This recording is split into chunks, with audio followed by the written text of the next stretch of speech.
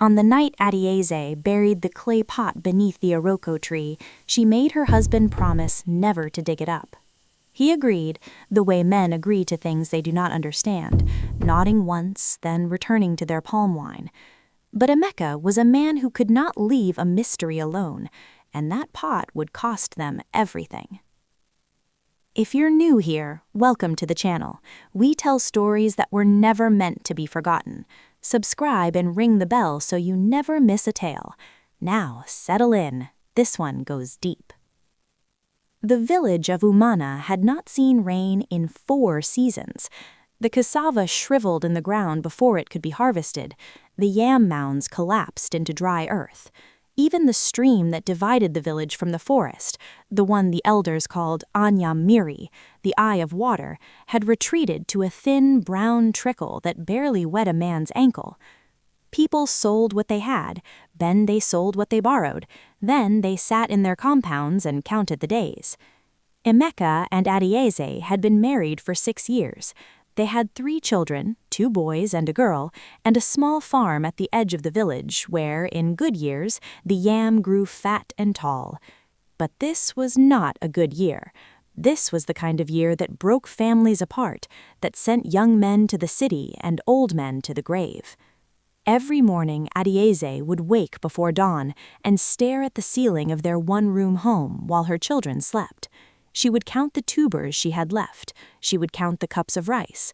She would count again as if the numbers might change. They never did. One evening, as the sun fell red and angry behind the hills, Adaeze went alone to the edge of their farm. She sat beneath the ancient iroko tree, the one that had stood since before her grandmother's grandmother was born, and she wept. Not quietly, the way women weep when they do not want to be heard. She wept loudly, fully, the way a person weeps when they believe no one is listening. But something was listening. When her tears stopped, she noticed a clay pot sitting at the base of the tree. It had not been there before. It was old, older than anything she had ever seen, with markings pressed into its side like the patterns she had seen on the walls of the oldest shrine in the village. It was sealed with a smooth, flat stone. She reached out and lifted the stone. Inside the pot was food. Not much, a small hill of golden gari, dry and fine, the kind her mother used to make. She stared at it for a long time. She touched it. She lifted a pinch to her lips. It tasted real. It tasted good. She scooped what was there into her wrapper, carried it home, made iba for her children and her husband. They ate. When the children were asleep, she told Emeka nothing about where the food had come from. She only said she had found something, and that she needed him to trust her. The next morning, she went back. The pot was full again. This went on for weeks. Every morning, Adaeze would rise before anyone in the house was awake and walk the narrow path to the iroko tree. Every morning, the pot would be full, sometimes gari, sometimes rice, sometimes dried fish wrapped in broad leaves, once a small bunch of overripe plantain that made the children laugh when she set it on the table. She never took more than her family needed. She did not know why she held back, only that something in her bones told her that was the rule. She also never spoke of it to her neighbors, though she could hear their children crying from hunger through the thin walls of the compound. The secret sat heavy inside her, but she was afraid that if she told anyone, the pot would stop, afraid that if too many hands reached into it, the gift would break. Emeka began to notice. He was not a foolish man. He saw that his wife left the house before sunrise. He saw that his children ate when others were starving. He asked her once. She told him there was a pot beneath the iroko tree that refilled itself each night, and that he must never go near it, and never dig it up, and never ask the tree for more than was needed. He listened. He nodded. He returned to his palm wine. But Emeka had a friend named Obiora, and Obiora had a big mouth and a bigger hunger. And one afternoon, when Emeka had drunk more than was wise, the secret slipped out of him like water from a cracked gourd. Obiora told his wife. His wife told 2 others. By the following morning, the story had moved through the village like Harmattan wind, invisible, unstoppable, settling into every crack and crevice. That night, 7 men gathered at the iroko tree with hoes and lanterns. Emeka was among them. He had not wanted to go, but Obiora had spoken the words that no hungry man can resist. "There is enough for all of us. Why should your wife be the only one to decide?" Adaeze was asleep when they went, or so they thought. She had heard the voices, heard the footsteps, and lay in the dark listening to her children breathe, a cold fear spreading through her chest. The men reached the tree. Emeka pointed to the spot. Obiora raised his hoe. They dug. The pot was there, exactly as Emeka had described. It was full to the brim, fuller than Adaeze had ever seen it, as if it knew what was coming and had tried, one last time, to be generous. The men lifted it out. They passed it around. They scooped from it with their hands, greedy and grateful and frightened all at once.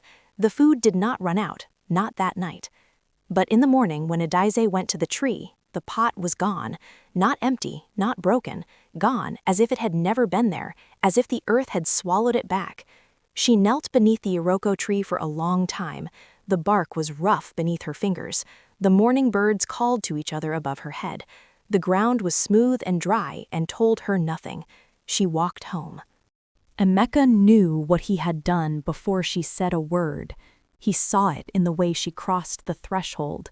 Not angry, not weeping, just quiet, in a way that was worse than either. She set water on the fire. She began to peel the last of the yams. "It's gone," she said. He said nothing. "I told you," she said, not cruelly, not loudly. The way you say a thing you already know cannot be unsaid. The village did not recover quickly. The hunger year stretched on 2 more seasons. Families left. Some did not come back. Emeka and Adaeze survived. Together, barely, the way people survive when they have no other choice. They planted, they waited, they ate less than they wanted and gave what they could.